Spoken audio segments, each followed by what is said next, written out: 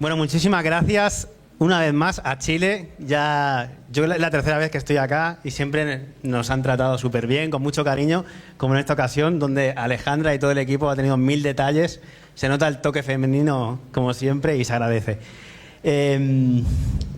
Martín, ¿tú nos acompañaste? Bueno, un saludo a todos, muchísimas gracias por estar aquí. Un placer gigante estar acompañando a Jordi en esta ponencia y junto a todos ustedes que, como veo, estamos haciendo un vórtice energético muy bonito, muy bonito. Así que muchas gracias por venir. Y bueno, la presentación Conectados, que un poquito tiene eso, ¿no? La conexión que tenemos no solo nosotros, los amistades, sino todo el mundo que habitamos.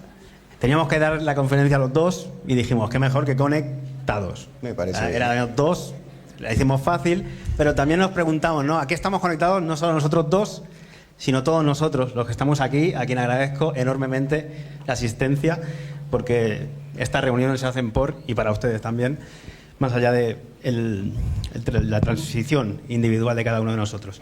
Pero estábamos conectados a qué, nos preguntábamos muchos desde hace mucho tiempo. Vamos a hacer un revisionismo histórico a lo largo de lo que hemos aprendido en este tiempo.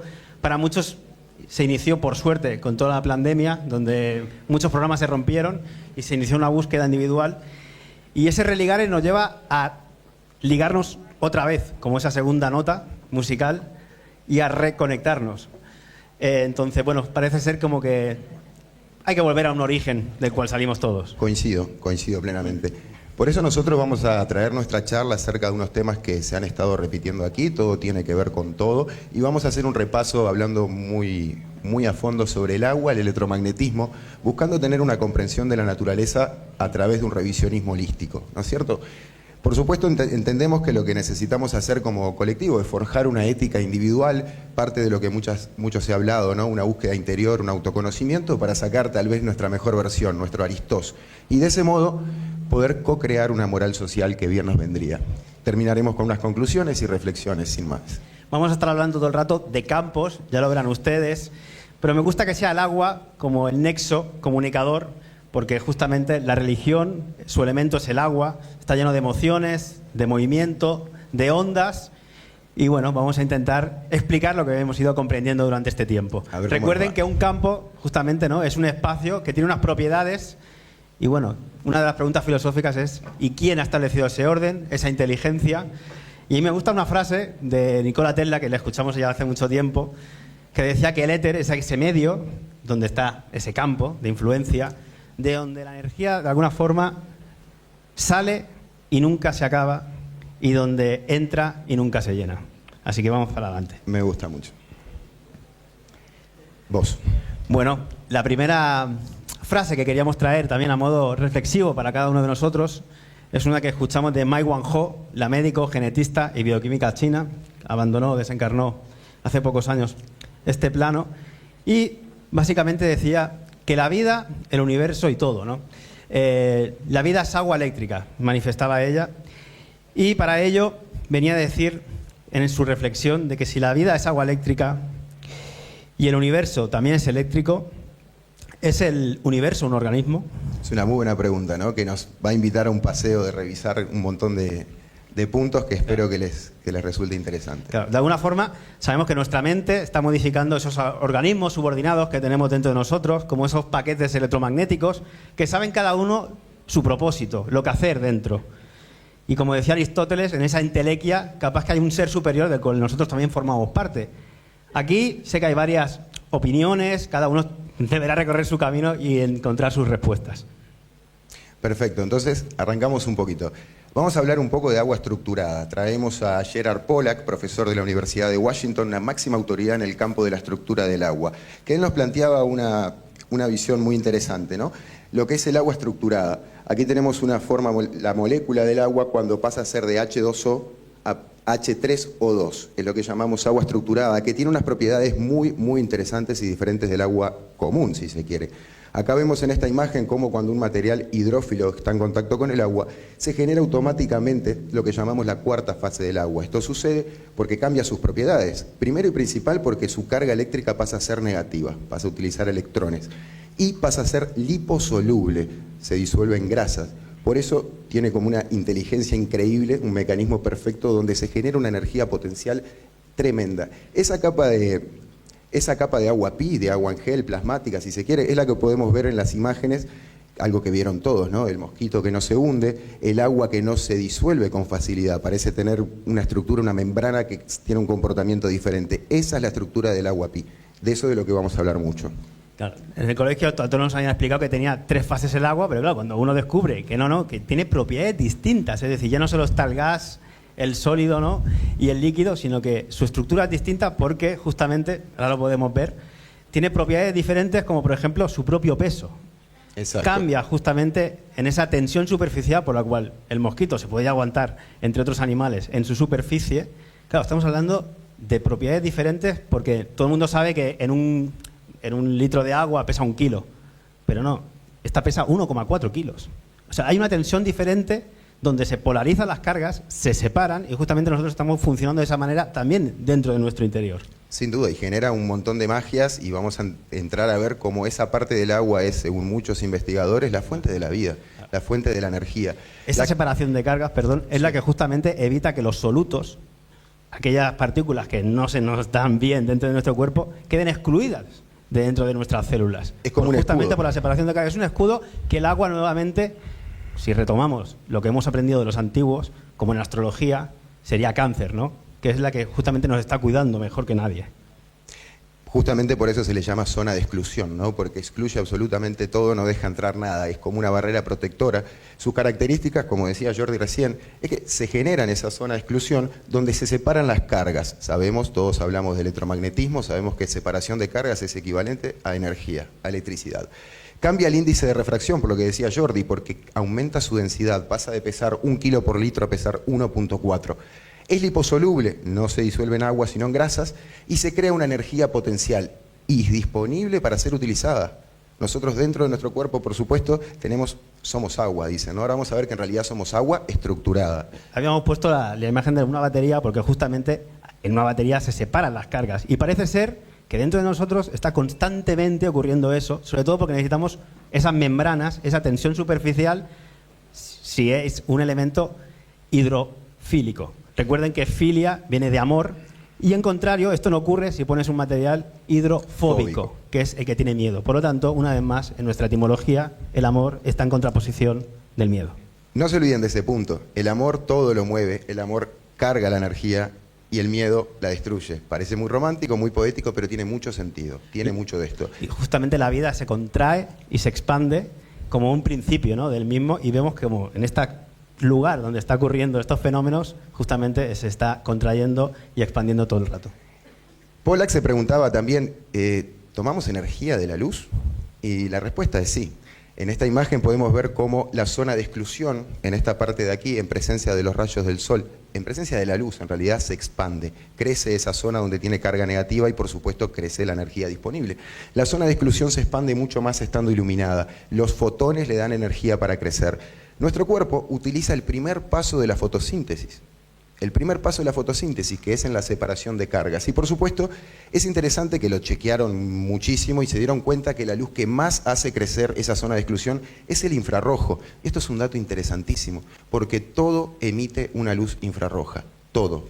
Es como que nuestras células, a través de esta separación de cargas, tienen disponible los electrones, porque justamente vivimos en ese mundo eléctrico de pH negativo, que después explicaremos, y de alguna forma esas proteínas tienen a disposición la energía para empezar a crear la vida dentro de nosotros. Exacto, ahí vemos unas imágenes de las proteínas. Las proteínas de membrana hidrófilas se encuentran en la superficie de la membrana celular y en la parte interna y externa de la célula. Imagínense, ¿no?, que nos dicen que somos productos de la casualidad y la evolución. Tenemos un diseño perfecto. Nuestras células están perfectamente diseñadas para aprovechar al máximo la utilización de ese material hidrófilo. ¿Para qué? Para crear zona de exclusión, que es la fuente de la vida. Vamos a la próxima. Otro personaje que en este revisionismo hemos comprendido es a Stefan Lanka, por supuesto. Lo tenemos aquí, virólogo, biólogo alemán, que negaba la existencia, tal y como nos la cuentan, de los virus patógenos. Fue muy famoso hace mucho tiempo porque solicitó, o él ofrecía una recompensa para que le pudiera demostrar que existía el virus del sarampión. Esta en primera dije- instancia sí que la perdió, pero en segunda instancia le La dieron la ganó. razón, pero no lo van a encontrar normalmente en la primera búsqueda de Google. La discusión a la cual todos están acostumbrados a partir de esta maldita pandemia, de el virus sí, virus no, este tipo literalmente lo llevó a juicio. Y adivinen qué, nadie pudo comprobar la existencia de un virus patógeno como el sarampión. Él decía que los fagos y los virus son parte indiscutible del pleomorfismo. Ahora hablaremos de lo que es el pleomorfismo.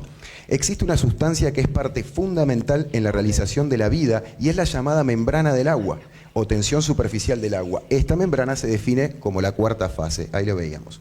Allá arriba vemos un poquito la composición química.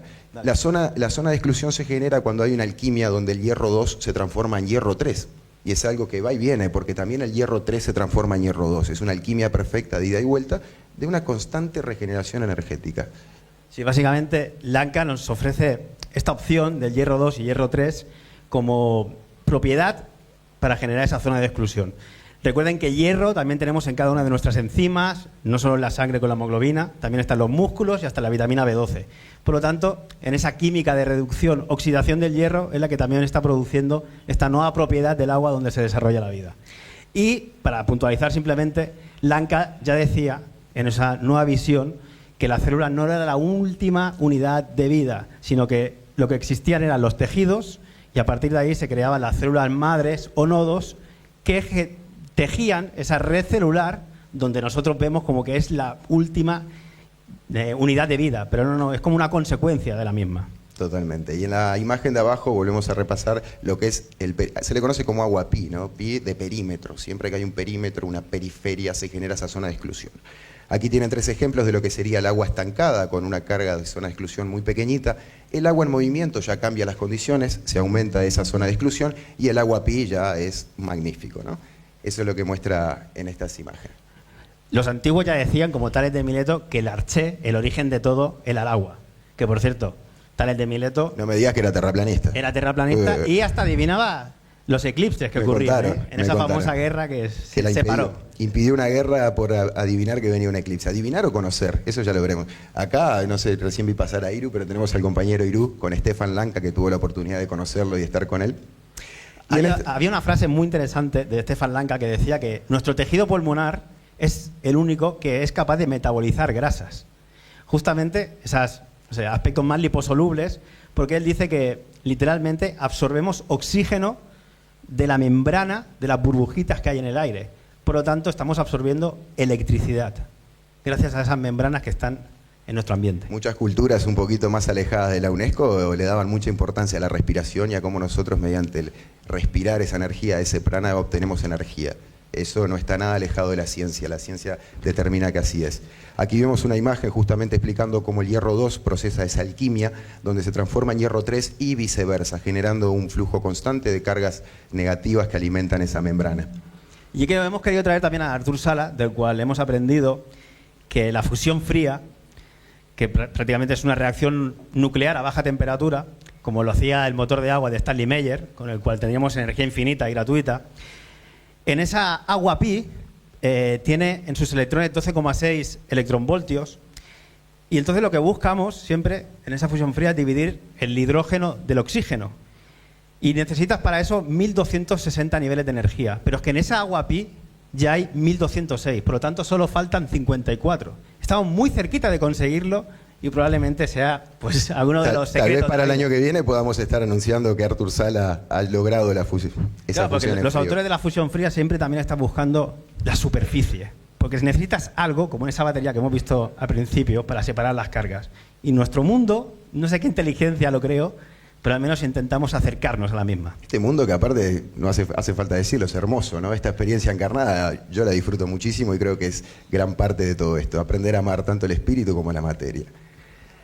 Vamos a hacer un revisionismo un poquito histórico, científico, por supuesto. Vamos a comenzar, obviamente ya le dijimos, electromagnetismo, electricidad, vamos a hablar de todo esto. Y lo llevo a 1840, donde Michael Faraday descubre que un imán puede inducir una corriente eléctrica.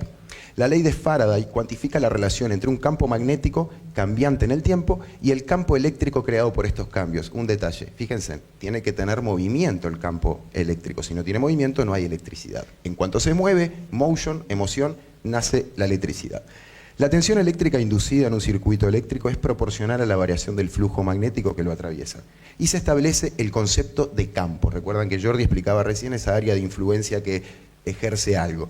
Un área de influencia y un área de actividad. Así nace el concepto de electromagnetismo. Aquí en las imágenes van a ver algo que todos tienen en la retina, ¿no? Cómo funciona un campo bipolo, donde se forma ese campo toroidal, referente parecido a una manzana, si se quiere, que todos lo han visto, ¿no? Vamos a hablar mucho sobre los campos. Sí, Faraday prácticamente puso un rollo de cobre, indució con un movimiento un imán y generó un voltaje.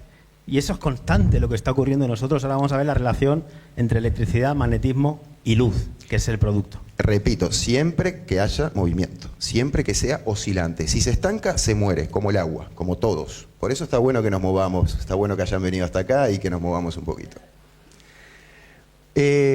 Maxwell, que siguió los trabajos de Faraday, formuló la teoría clásica del electromagnetismo. En 1873, él publicó su conjunto de las 4 ecuaciones diferenciales con las que describe la naturaleza de los campos electromagnéticos en términos de espacio y tiempo, en su obra Tratado sobre la electricidad y el magnetismo. Él demuestra que los campos eléctricos y magnéticos están directamente relacionados entre sí y que la luz es una onda transversal compuesta por estos dos campos, como lo ven aquí. Unificó por primera vez electricidad, magnetismo y luz como manifestaciones distintas de la misma cosa. Este dato quédenselo. Electricidad y magnetismo es equivalente a luz cuando están en una onda transversal. Acá vamos a ver las oscilaciones. Por ejemplo, cuando hablamos de ondas electromagnéticas, siempre que la longitud de onda, por lo tanto la frecuencia, esté dentro del aspecto de luz visible, nosotros tenemos un campo un espectro visible, la variación de esa frecuencia va a determinar el tono. Mientras menor sea la frecuencia, el tono va a tender al rojo, y mientras mayor sea la frecuencia, el tono va a ir hasta el violeta, etc. Parecido sucede con las ondas de sonido, cuando la frecuencia te equivale al tono, una voz más grave o una voz más fina. Claro, es increíble, al menos para mí, ver la relación que eso somos nosotros. O sea, no es algo apartado, que simplemente es un estudio de la física, de algo como que está muerto en la materia. No, eso está ocurriendo constantemente y somos parte de lo mismo. Y es justamente lo que más vamos a indagar. Por eso el nombre conectados. Como es afuera es adentro, como es el micro es el macro. Todo lo que funciona en la naturaleza, que no se puede negar que está perfectamente diseñado, también funciona dentro de nuestro cuerpo. Porque si tenemos cargas eléctricas, justamente, eso es una propiedad física donde o nos atraemos o nos repelemos. Es como cuando tú te acercas a una persona o a un animal y siente algo. De alguna manera hay información en esos campos inmanifestados que a lo mejor no vemos, no podemos percibir tal y como nuestros únicos 5 sentidos que nos habían dicho, pues resultan, pero eso está ahí, estamos interactuando. Eso que llamamos la intuición de repente, eso que llamamos ese conectar, ese pensar, bueno, por ahí va a andar. Él establecía esto de la radiación electromagnética y aquí tenemos un espectro electromagnético. Repito, hay una frecuencia que está en el espectro de luz visible, la cual nosotros mediante el sentido de la vista podemos determinar. Al lado tenemos una imagen de los chakras, que no es casual que cada uno tenga un color, una frecuencia, etc. Fíjate que cuando el espectro se baja a una carga, a una frecuencia menor a la visible, por eso se le llama infrarrojo, está por debajo del Muladhara. Cuando la vibración sube y pasa por los chakras superiores o pasa al violeta, los conocemos como luces ultravioletas. Nada es casual, tiene que ver con eso. Por eso determinábamos a modo de broma y a modo de ánimo, todo es luz y no a la mala onda. La luz nosotros la modificamos con los pensamientos, ya lo veremos, pero va todo por ahí. Y a nosotros que nos gusta también encontrar el sentido etimológico de las cosas, sobre todo en esa raíz de magnetismo, que prácticamente es el que genera ese campo de interacción, viene la magia, viene la matriz, viene la matrix, viene la madre. Y de alguna forma la electricidad, que tiene esa connotación de que está en las montañas, de que está en una nube, los dioses le pusieron la palabra Elohim. Elohim, sí. Vuelve a tener esa raíz de las dos vertientes, ¿no? El padre y la madre en la electricidad y el magnetismo. Muy importante, eso también los faraones, las coronas de los reyes, eso utilizan el metal del oro, ¿no? Porque el oro tiene que estar arriba como en el chakra, el absoluto, y utiliza la electricidad. Como decía él, electricidad, Elohim, todo tiene más o menos el mismo significado respecto a eso. Todo es electricidad. Y anteriormente se sabía. Se sabía y, entre otros, lo conocía Nikola Tesla, todo el mundo ya habrá escuchado hablar de él, donde decía que todo era energía, vibración y frecuencia, pero nos encontramos con los últimos estudios del CSIC en España, el Centro de Investigaciones, que dice que se ha demostrado que nuestras células humanas vibran.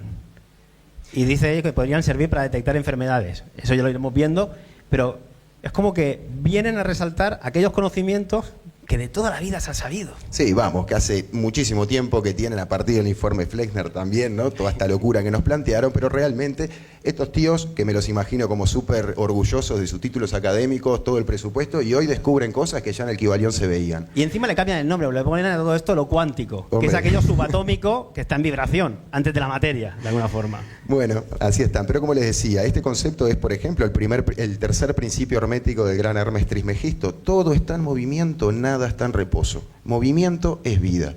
¿Ok? Y el movimiento trae al cambio, como iremos viendo ahora. ¿Cómo iremos viendo? ¿Por qué lo digo? Porque habían autores, como Gastón Naessens, que no lo veo de aquí, que inventó el teatro. Naessens. Sí, que hemos dicho antes de empezar. Vamos a intentar leer tranquilamente la descripción de los autores, pero yo desde aquí me cuesta, ¿eh, Martín? No pasa nada. Gastón Naessens, que es el que inventó el microscópico más poderoso del mundo, el somatoscopio.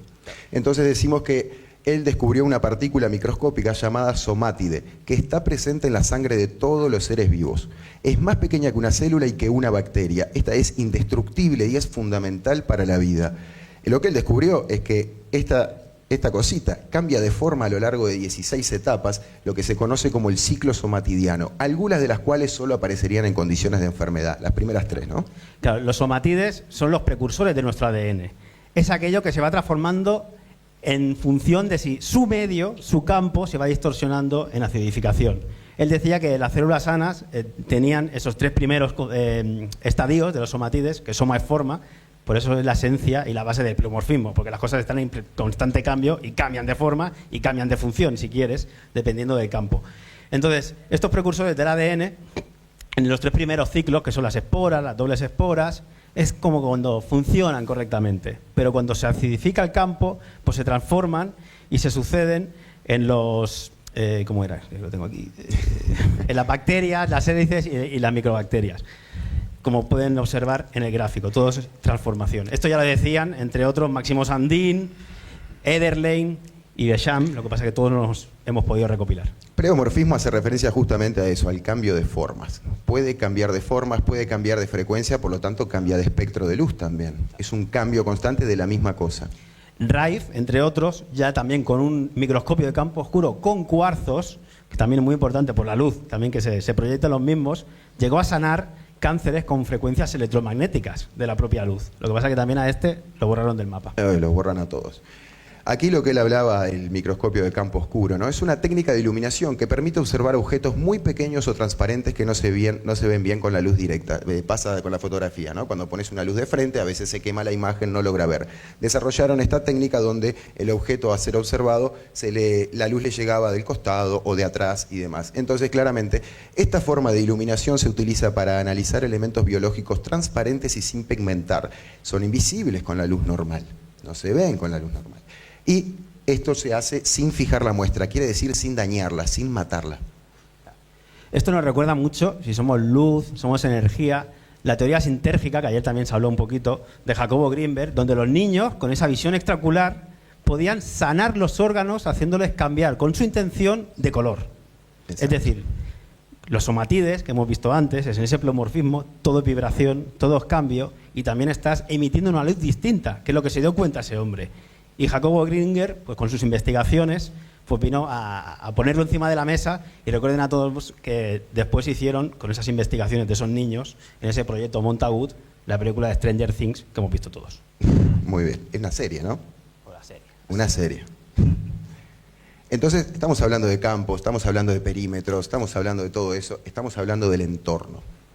Entonces, traemos estos 3 autores que muchos a partir del 2020 se habrán empapado mucho con la información de ellos. Uno de ellos, Claude Bernard, biólogo teórico, médico y fisiólogo francés, que dentro de muchas cosas él sostenía el germen no es nada, como ese virus patógeno. El germen no es nada, el territorio lo es todo, el entorno lo es todo. Qué importante fue para muchos el 2020, toda la pandemia, porque obviamente toda esta información tienes ansias de conocer y te pones a rebuscarla. Pero los que veníamos ya desde hace muchos años con esta información, vivimos la pandemia totalmente distinta. La vimos, claro, la viste antes de que te mintieran, porque ya teníamos esa sentencia hacia la farmacia, ¿no? Ya no nos colaban una.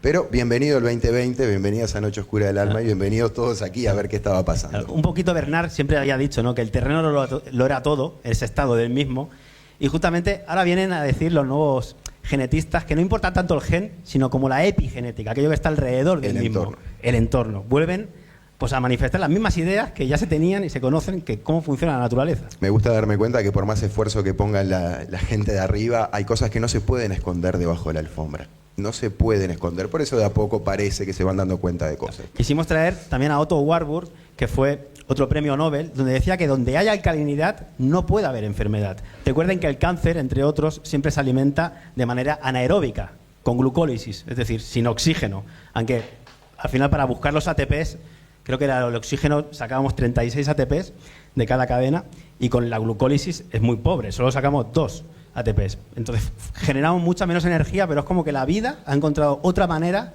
fuera de la oxigenación como para poder sobrevivir. En esos programas que tenemos todos dentro. Totalmente. Quédense por favor con esa frase de Otto que dice: todas las enfermedades son ácidas. Donde hay oxígeno y alcalinidad, no hay enfermedad. ¿Vale? No necesitamos nada de afuera más que controlar nuestro pH y la alcalinidad del cuerpo. Antoine Béchamp, no lo quiero dejar atrás, biólogo y químico francés, tenía la teoría del terreno, de nuevo, el perímetro, el entorno, el campo. Nada expresa de la muerte. Tú prendés la tele hoy, escuchás a los científicos hoy, parece que la muerte nos persigue para todos lados y no podemos escapar. No, no, no. Todo es preso de la vida. Todo está preso de la vida.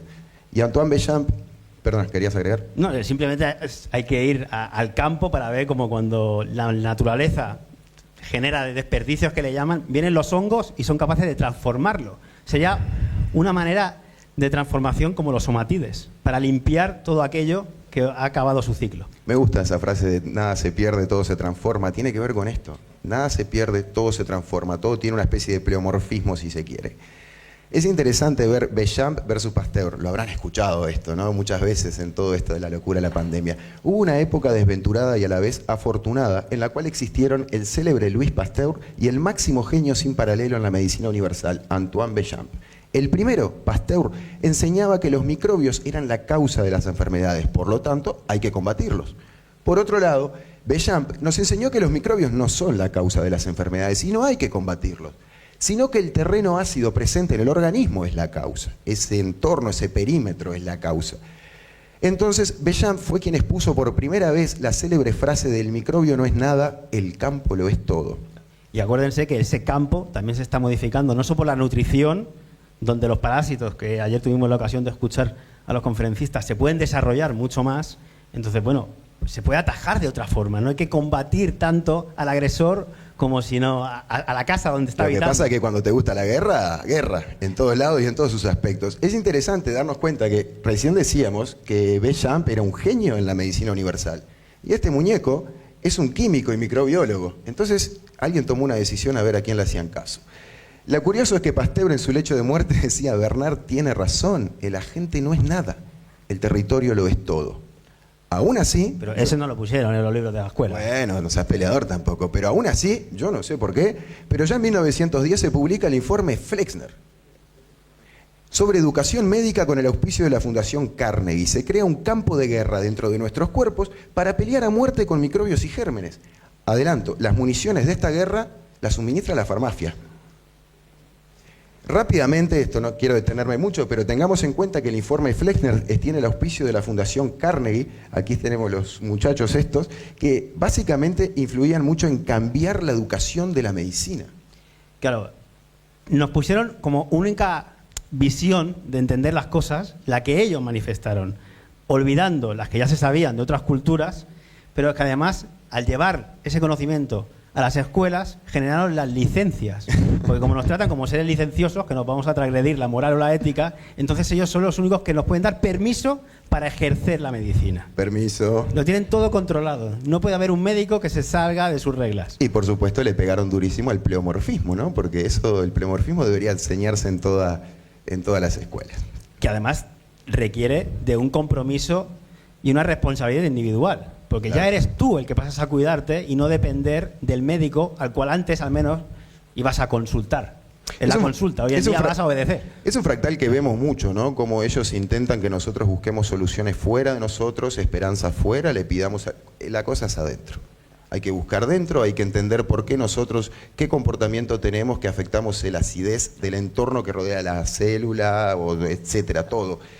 Tengamos en cuenta, Bernard Flexner, uno de sus hermanos, miembro destacado de la organización sionista, nunca faltan, obviamente. ¿No es cierto? Siempre hay personajes repetidos, ¿eh? Los iremos viendo a lo largo, pero entre otras cosas, hemos escuchado a Rockefeller. Siempre, ahí lo tienes. La importancia...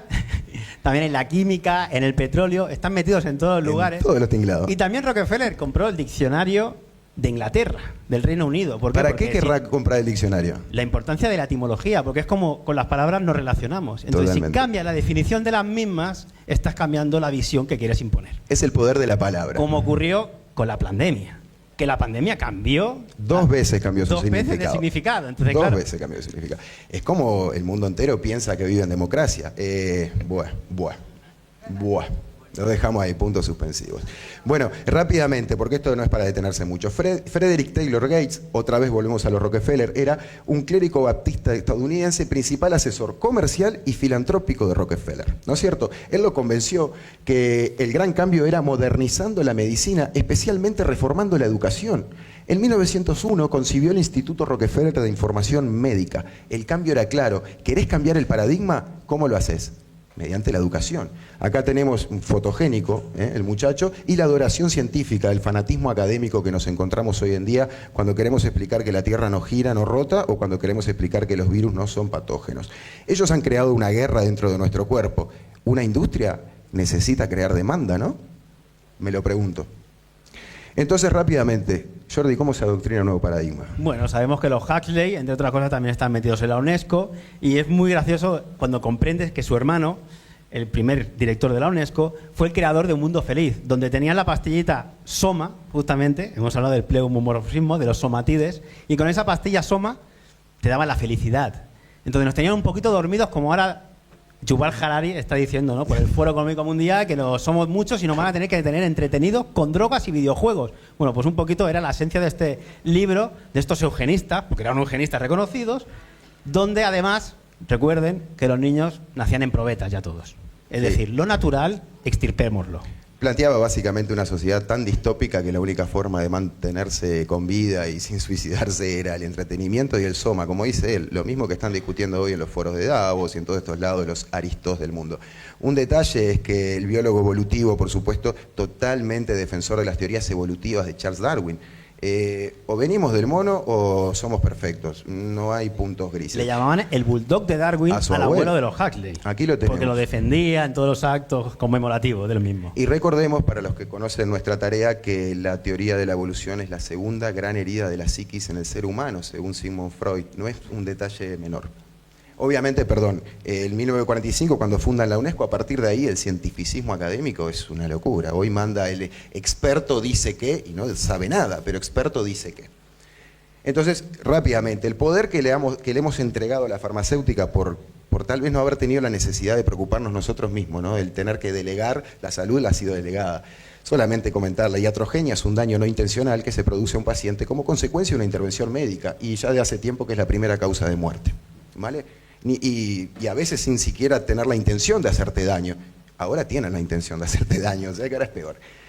Recordar que la palabra fármaco significa remedio, veneno o droga. Es lo mismo. ¿Qué varía? La dosis. ¿Ok? Todo es veneno. Bueno, esta no la quiero ni poner, discúlpenme ustedes. Miren qué importante, porque están todos re calientes con el tema de las vacunas. Bueno, la madre de él es la que tienen que saludar. John Franklin Enders pertenece a una de las logias secretas de la Universidad de Yale. Todos conocen Skull and Bones. Bueno, también tienen Scroll and Key, donde vemos que uno de los miembros notables es John Enderser, virólogo y microbiólogo estadounidense. Él desarrolló la vacuna de la, esta palabra es difícil, permiso, antipoliomielitis y la vacuna contra el sarampión. Vacuna que Stefan Lanka, que nos estaban hablando del sarampión, y años posteriores, Stefan Lanka demostró en los tribunales que no se podía demostrar la existencia del sarampión como cualquier otro virus, tal y como nos lo venden. No es que no existan fuera de las células, Se pueden dar otras explicaciones a lo que vemos a través del pleomorfismo, pero este hombre fue como el que puso la primera base para crear las vacunas contra algo, pero ese algo es un fantasma. Han sesgado el conocimiento, nos han dado una única alternativa, una única explicación, negándonos todo el resto, conocido como el padre de las vacunas modernas, por supuesto. Obviamente, aquí Germán Velázquez, exdirector del programa, decía, y esto lo saben todos, han privatizado la OMS. La financiación privada condiciona las decisiones. Ahora, ¿quién financia? Fíjense, hoy en día el primero es Estados Unidos de América, el segundo es Bill and Melinda Gates, el mismo que en la charla TED te dice que si vacuna bien disminuye un 15% de la población. Y algo mucho más perturbador, la lista de reconocidas empresas farmacéuticas cuyos aportes hacen desconfiar de la vocación de la OMS. O sea, mínimo hay conflicto de intereses, ¿no? La OMS y todas estas organizaciones nacieron, como la UNESCO, el Foro Mundial, después de la Segunda Guerra Mundial. Tuvieron que montar tan caos en todo el mundo que nosotros les cedimos la soberanía a través de estas organizaciones que crearon. Por eso son mundiales. Pero del orden al caos. Del orden al caos, obviamente. Ponemos por ahí con Jordi algo que todos lo saben, ¿no? Pero la industria que requiere enfermos gobierna nuestra salud. Esto no salió, no cayó del cielo. Esto, queramos o no admitirlo, lo hemos permitido nosotros.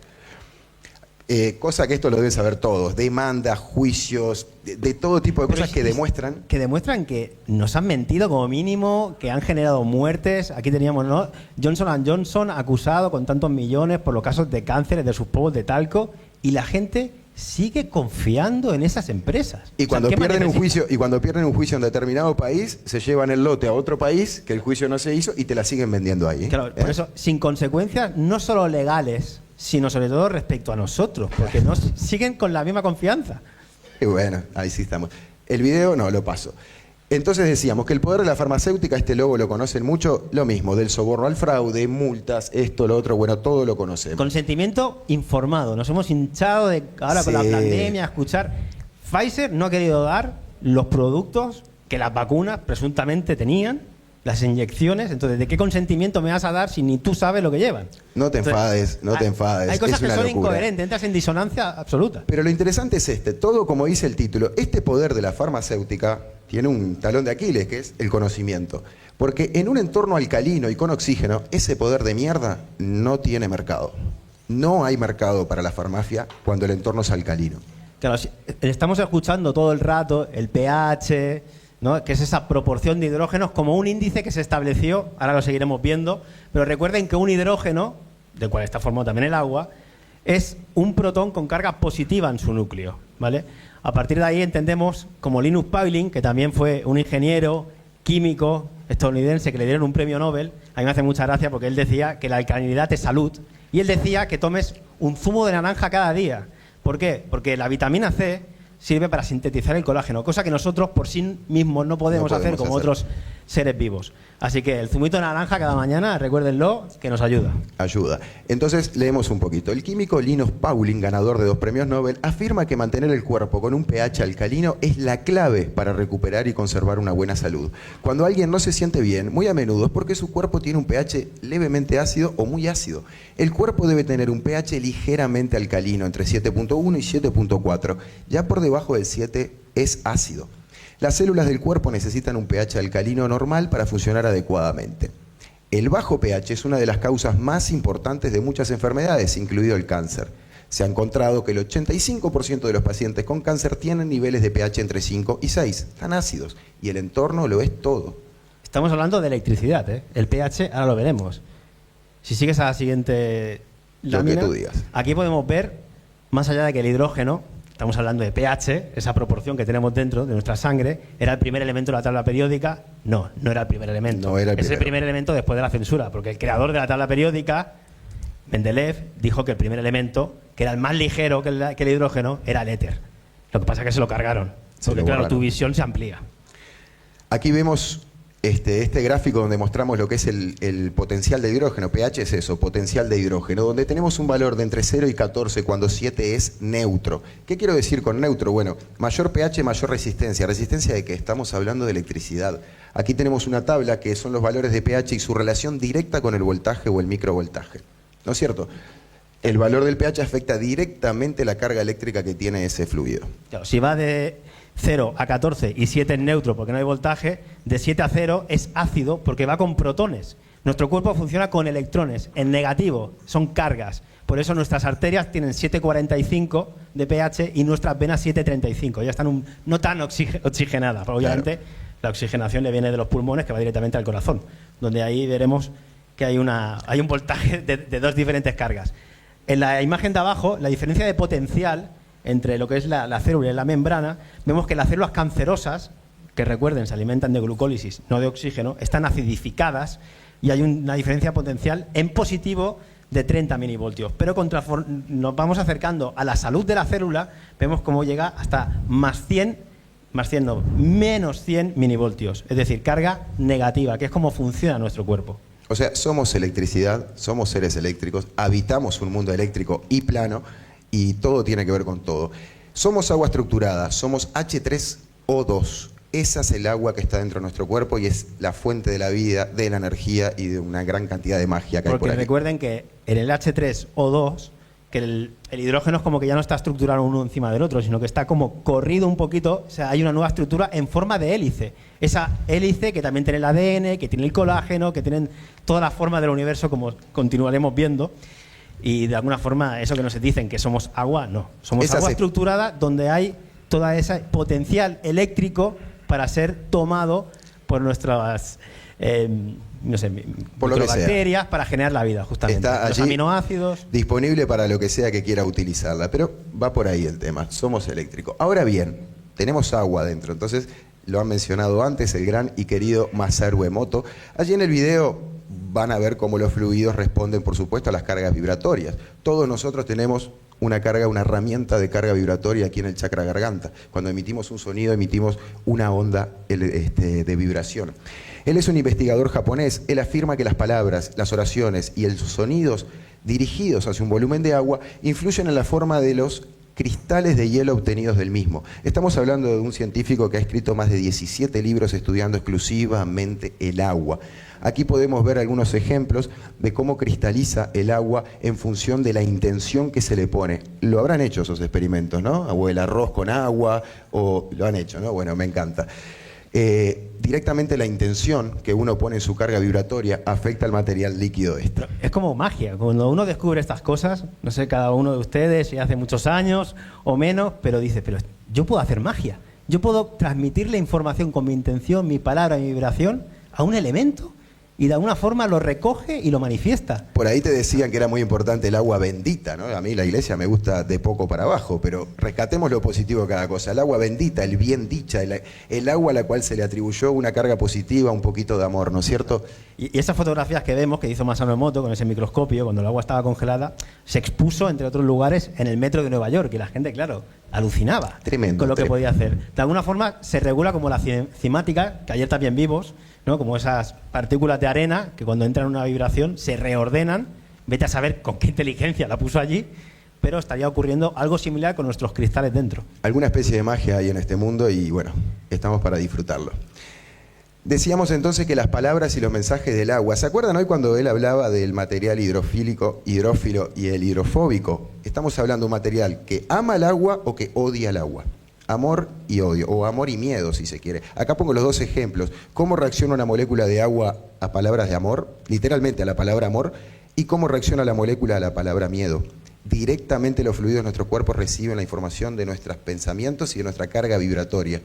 Y para tomar un poquito de agua, les vamos a poner un videíto de nuestro amigo Pachamama Flat, que creo que resume muy bien todo esto. Así que, a escuchar.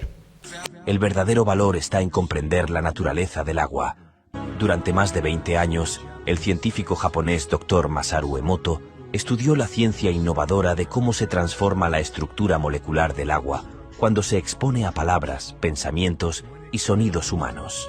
Luego congelaría las muestras de agua y las capturaría mientras cristalizaban con fotografías microscópicas de alta velocidad. Los resultados fueron sorprendentes. Los cristales formados a partir del agua expuesta a las palabras amor y gratitud eran claros, atractivos y simétricos.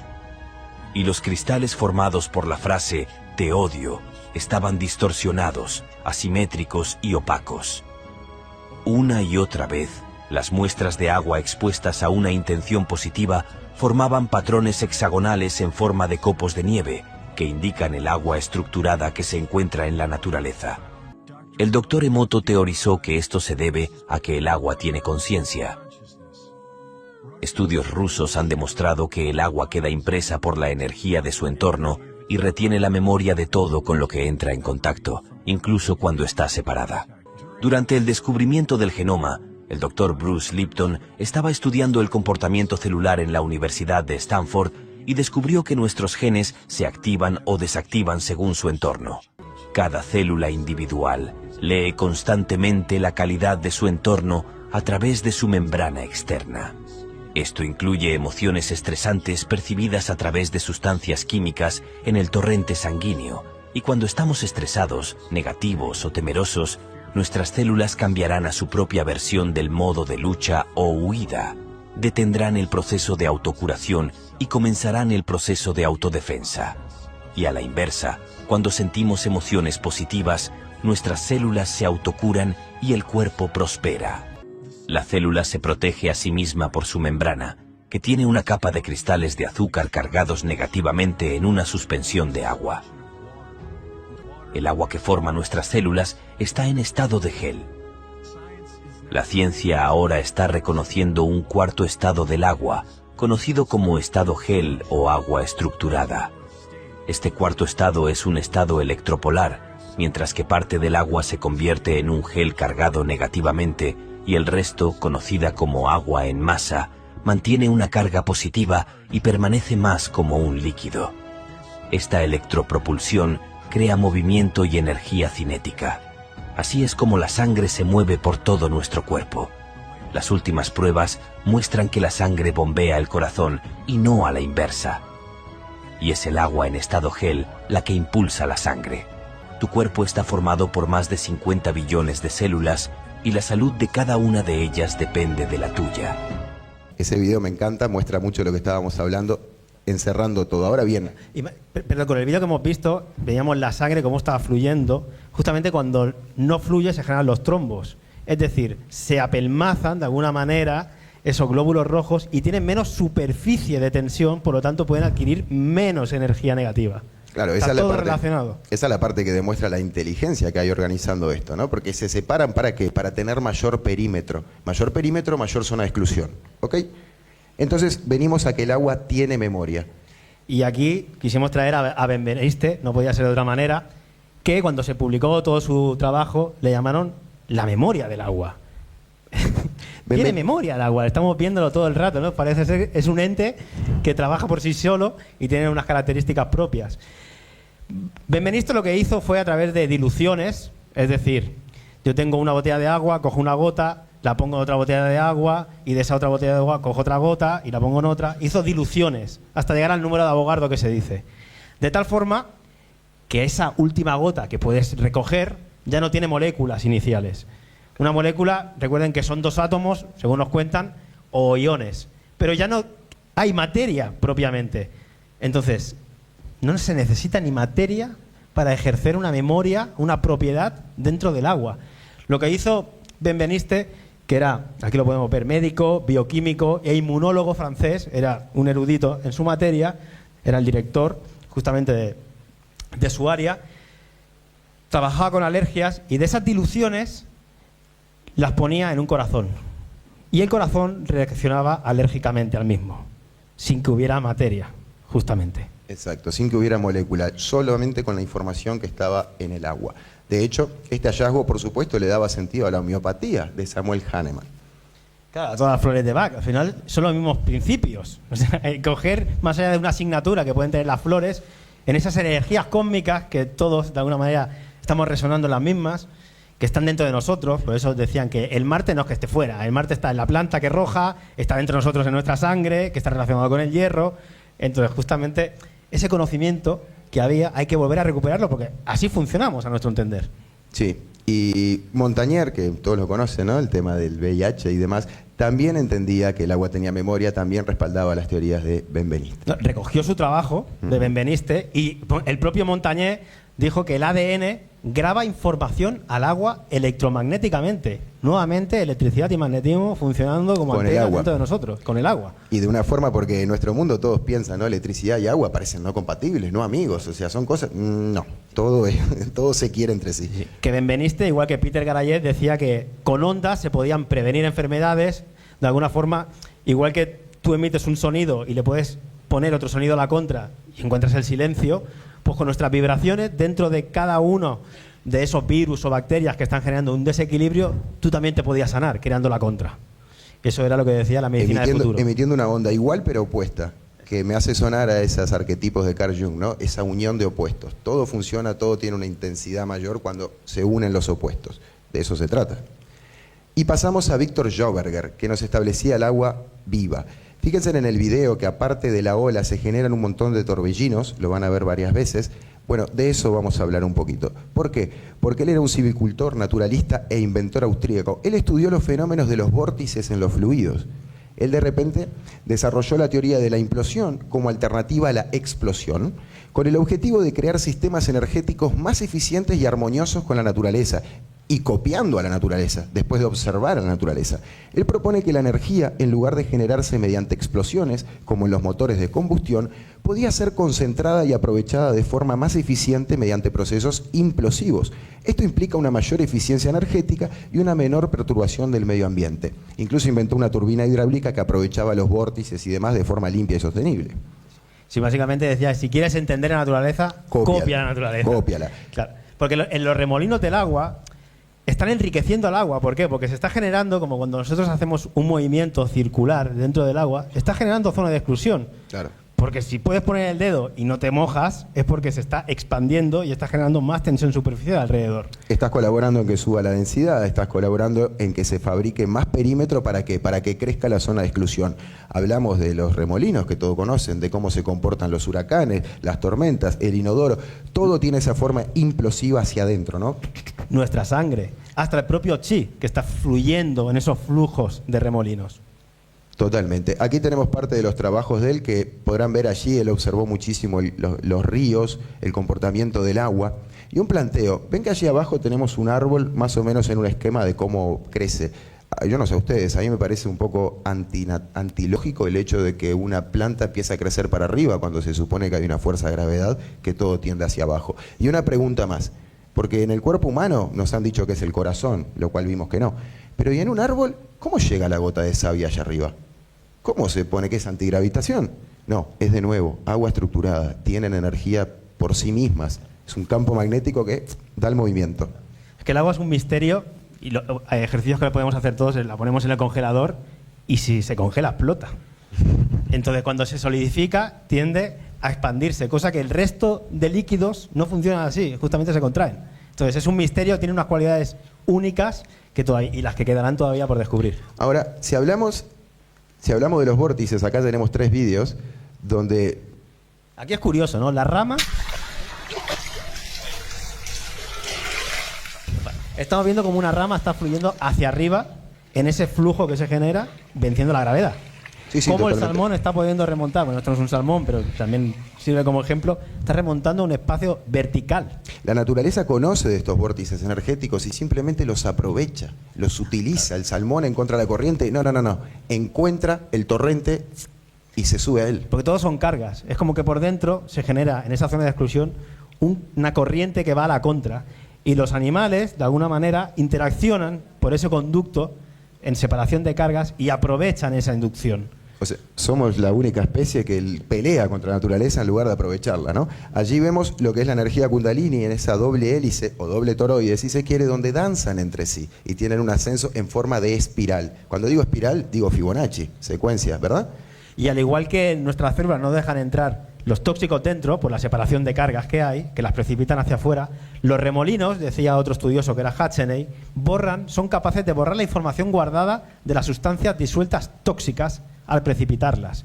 Porque al ser más densas, al ir con una carga especial, tú si le pones la negativa, eso ya no puede entrar y se cae. Y además se borra. Igual que con nosotros cuando nos mareamos ya no sabemos dónde estamos. Pues eso se resetea.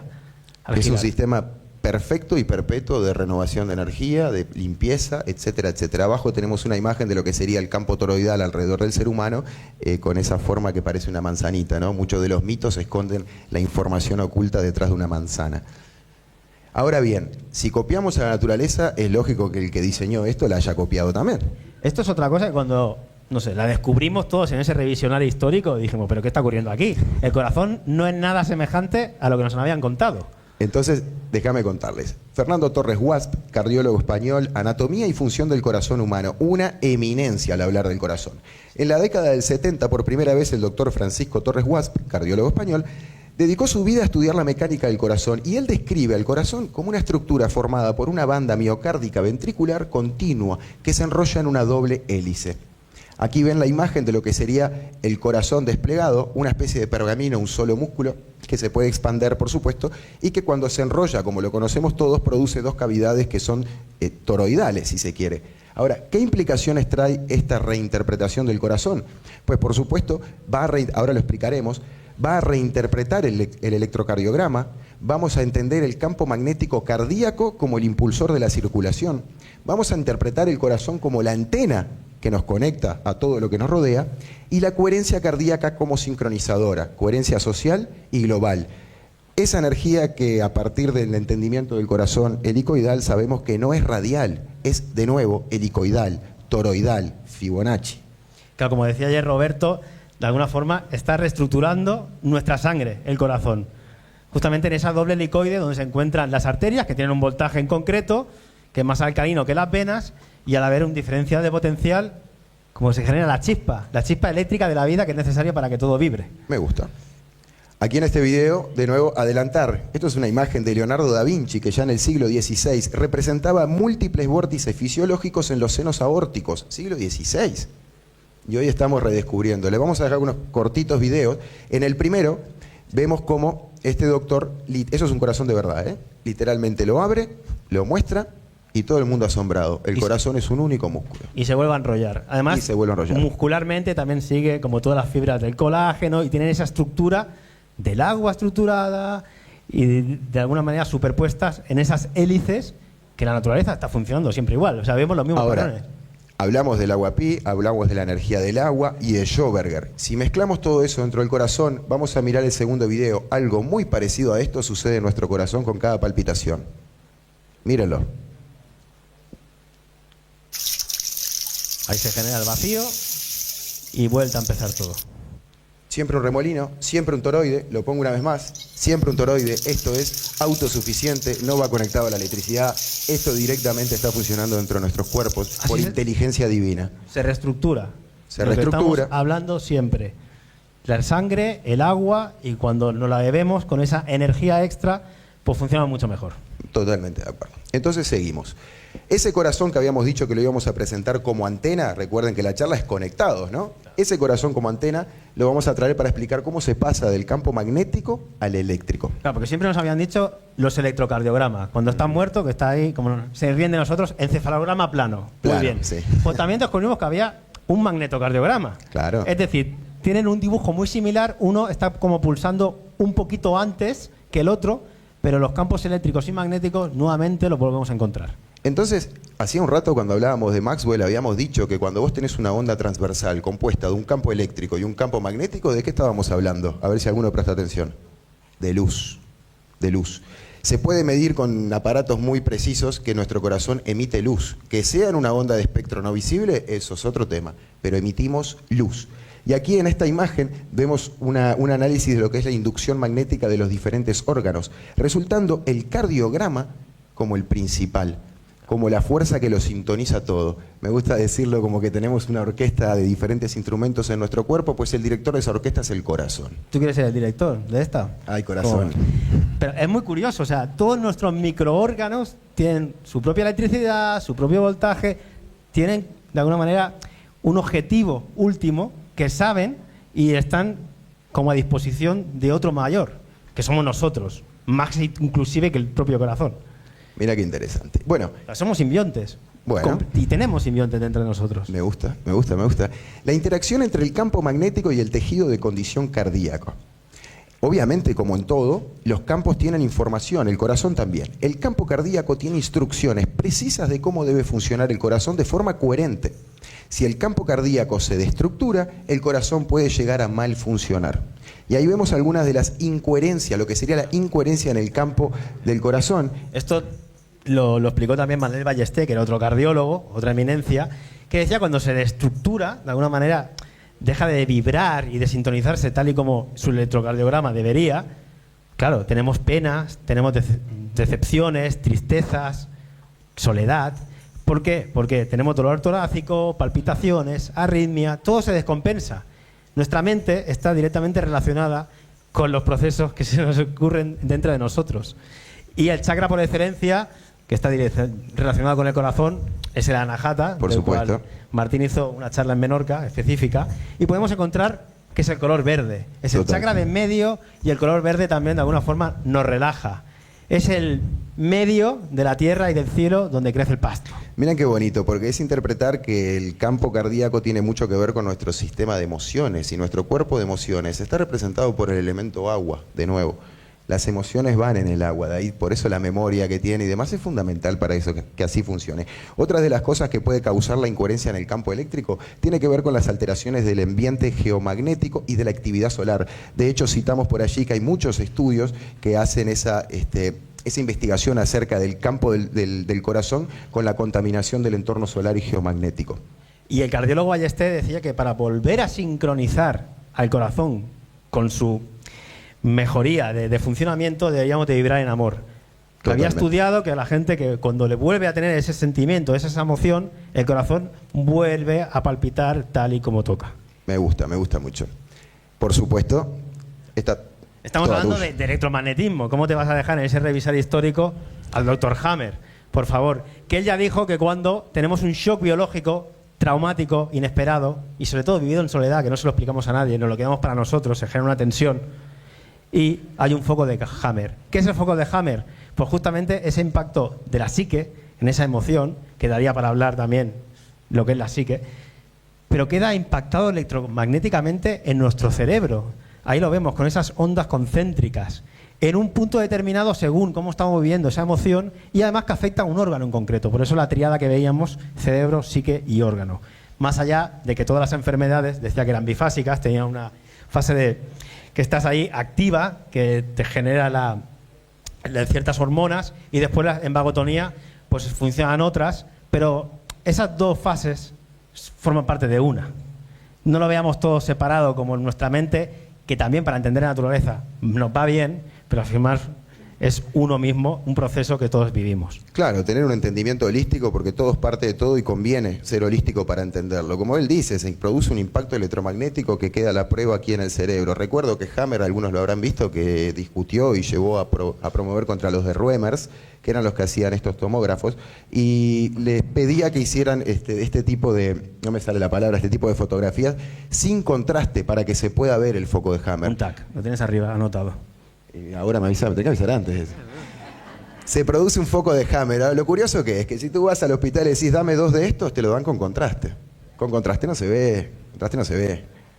Bueno, vamos a los campos mórficos.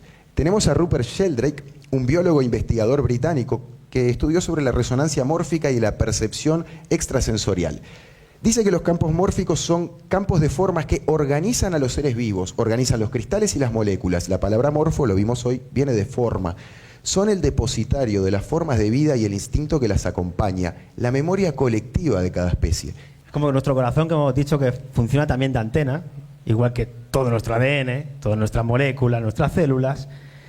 ¿Con qué se está resonando? ¿Alguna vez se preguntaron los cardúmenes de peces, miles y miles, capaz que millones, y se mueven al unísono? Nadie lidera.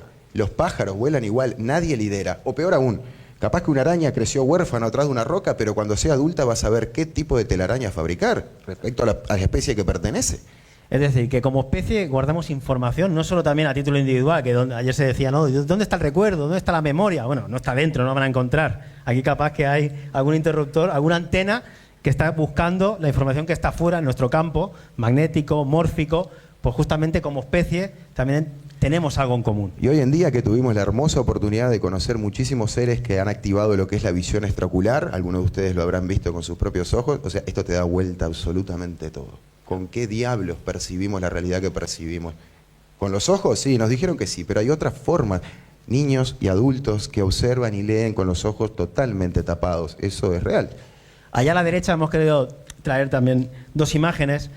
Fueron los estudios de Bohr, que después también Becker los continuó con su famoso libro de Body Electric, obviamente somos eléctricos, y Bohr le puso electrodos a los árboles, que él decía que descargaban la energía del universo, era como un tomatierra hacia el mismo. Estuvo durante 25 años haciendo sus experimentos y vio que la potencia eléctrica, es decir, el voltaje, estaba cambiando según los ciclos, según cómo estaba el día, las estaciones, hasta nuestros estados fisiológicos están modificando el voltaje. De tal forma que, por ejemplo, nos separamos, como en ese campo magnético, hacia el dorso o hacia el torso, las partes positivas o negativas, y una salamandra, que él hacía, ¿no?, el estudio, que se le había cortado un muñón, para volver a que le saliera la salamandra, cambiaba el voltaje, obviamente. En ese campo magnético, en esa matrix, en esa madre, después tiene que venir la electricidad para ser rellenada por materia. Un sistema de autorregeneración que todo lo tiene en todo, que la información de qué forma debe tener, digamos, el blueprint, el plano de diseño, está grabado en el campo mórfico. El ser y el individuo, la especie, sabe perfectamente si tiene que crecer con 3 hojas, con 4 o con 5. Esa información está en el campo mórfico. Como decía él, lo único que hace falta es la energía necesaria para que eso se produzca. Como él decía, se notaba el cambio de voltaje. ¿Por qué? Porque necesita regenerar. Entonces, vamos a la otra que me gusta mucho porque esto es conectados. Entonces, resonancia mórfica. Él decía que las mentes de todas las especies, incluidas los humanos, están unidas y forman parte de un mismo campo mental de una jerarquía superior. Este campo mórfico afecta a la mente de los individuos y viceversa. Todos colaboramos, y les va a gustar, todos somos co-creadores de lo que alimentemos a ese campo mórfico.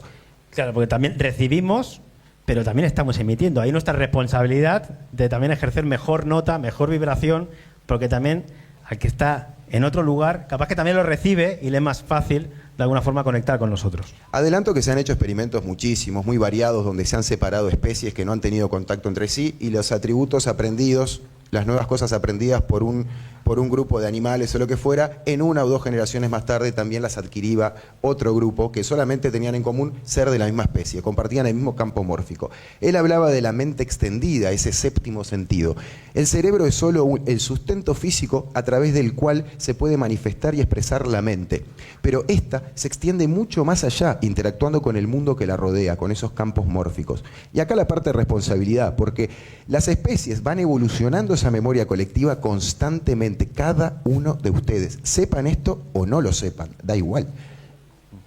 Para bien con aprendizajes colectivos o para mal con miedos colectivos. Por eso cuando te hacen, yo qué sé, alguna cosa muy grave a la humanidad entera, de algún modo nos afecta a todos, porque todos somos parte de la misma especie.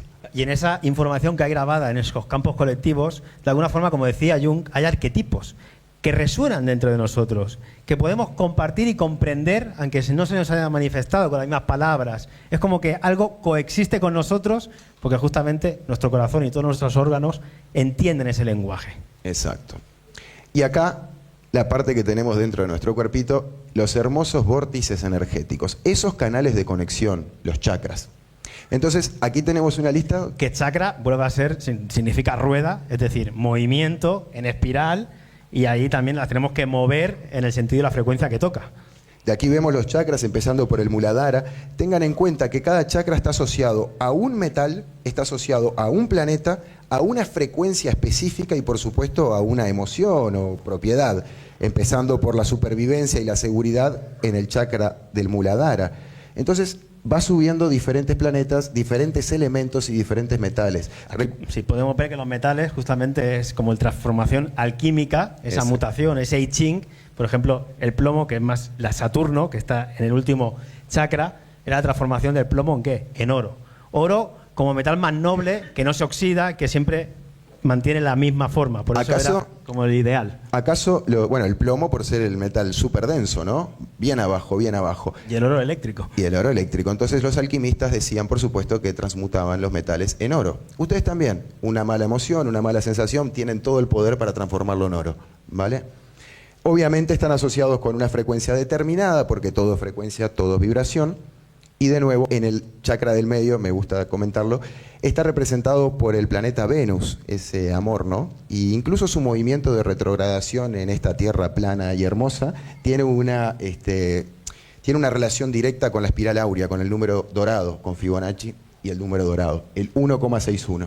Y que la Kundalini que nos cuentan, como sube la energía, también es una forma de hélice.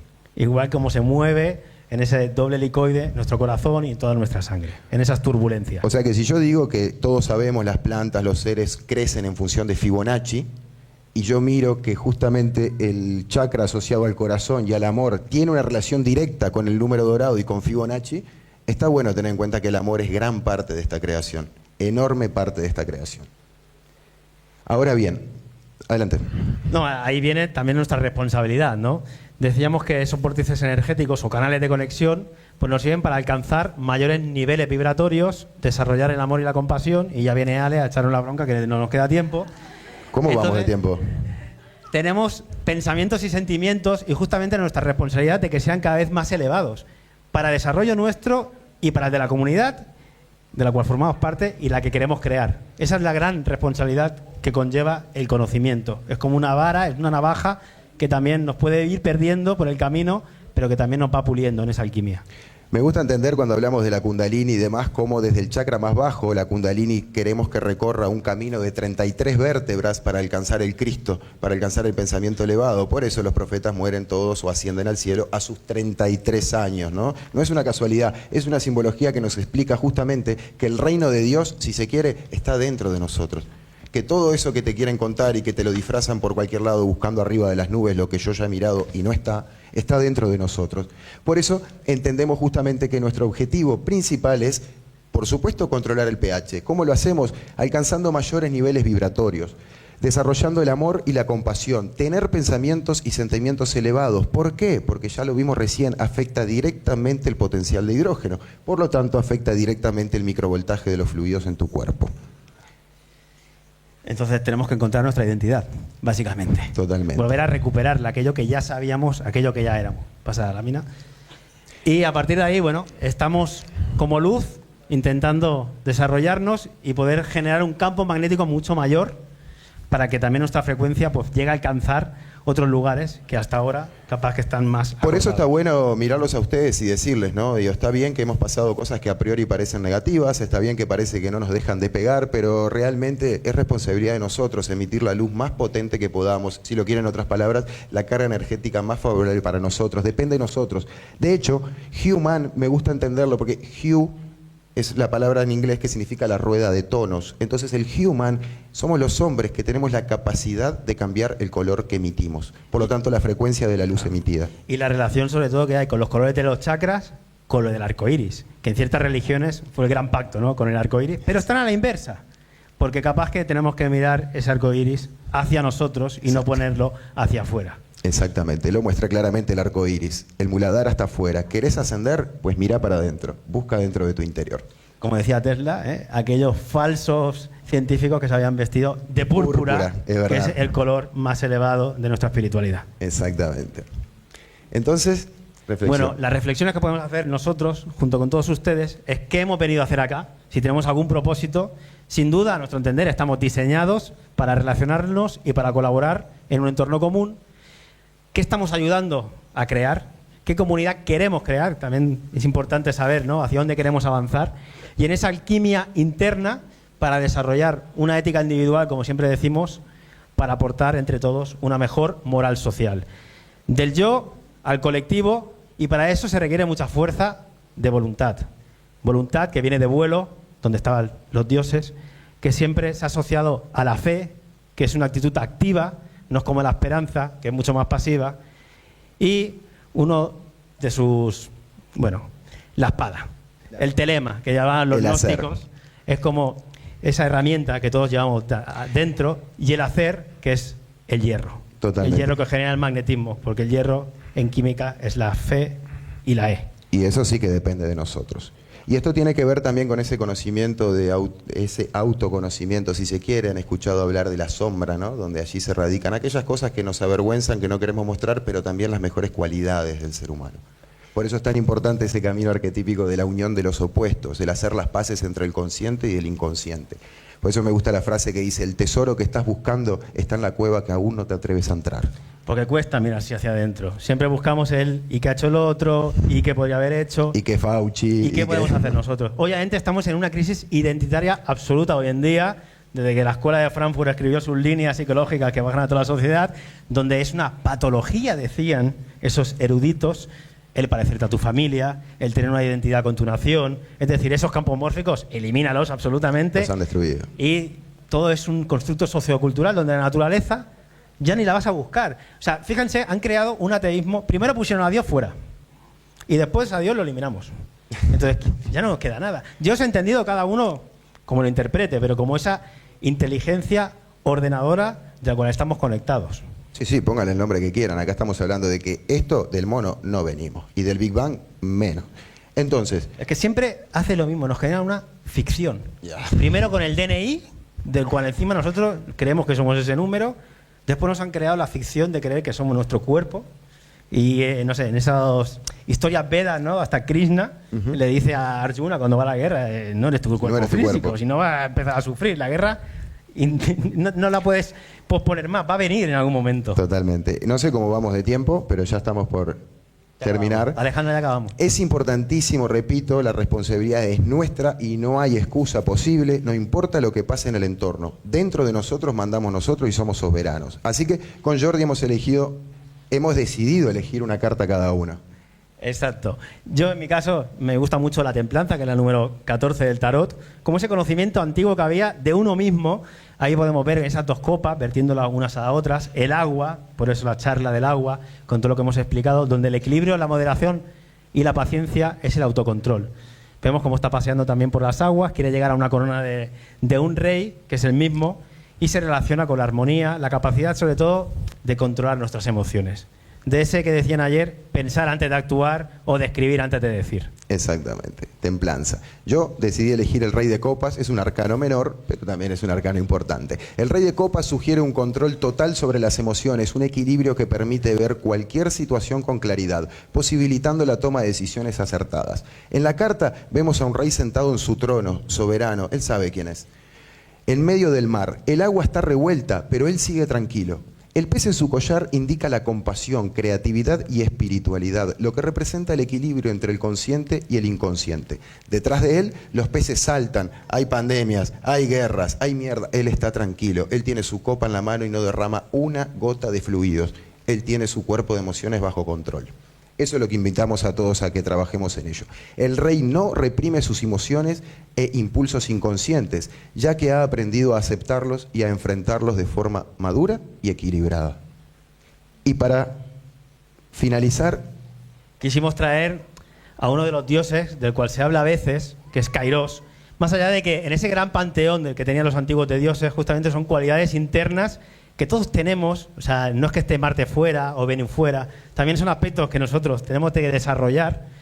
Y Kairos pues, venía a ser el hijo más joven de Zeus, que tenía unas alas, igual que Hermes en los pies, aquí podemos ver la imagen, que rondaba por la eternidad, con una navaja afilada en la mano y una balanza desequilibrada, porque cuando aparecía no era su mejor virtud, la liaba un poquito, igual que nosotros cuando vamos a casa de nuestras familias, de nuestros amigos y decimos, oye, que los virus estos que nos quieren vender no son tan y como nos cuentan. Entonces, de alguna forma, él tiene una naturaleza cualitativa y no tanto cuantitativa, como sería el tiempo que corre de Cronos, que ya se ha acabado el nuestro. Ya vamos. Ahí en ese reloj de arena lo indica. Entonces, no es tanto el número, que sería la cantidad, sino la calidad que podemos desprender de todos nosotros. Porque sabemos que al final, cuando tú mueves energía, la masa va a ir hacia la misma. Entonces hay que marcar un poquito el camino. Es interesante porque muchas veces en estos temas uno puede entender que la mayoría de la gente no me escucha, son muchos más los dormidos que los despiertos, lo que quieras poner. Aquí es la clave. Nosotros buscamos la calidad, no la cantidad. Destilar y ser el elixir tiene esa consecuencia, dejar mucho atrás. Así que está bueno interpretarlo. El Kairos representa, como creo yo, puede representar para muchos este religare. Este es el Kairos también, porque vino a desmadrarla toda. Aquí la balanza no está en equilibrio, estamos moviéndolo mucho. Entonces él representa la oportunidad, la ocasión, el momento adecuado. Y en una estatua que él tenía por allí, Se Por le- allí no. Bueno, dilo tú. En el estadio de Olimpia, no era cualquier lugar. Por allí. Donde se hacían las Olimpiadas. Allí aparecía la figura que representa la oportunidad y dice por ahí, ¿por qué vas de puntillas? Porque voy corriendo por la eternidad, contestaba. ¿Y por qué portas una navaja? Como advertencia para los hombres. ¿Y por qué el artista te esculpió? Por tu bien, forastero. Y me colocó en la entrada como lección. Depende de nosotros. Gracias.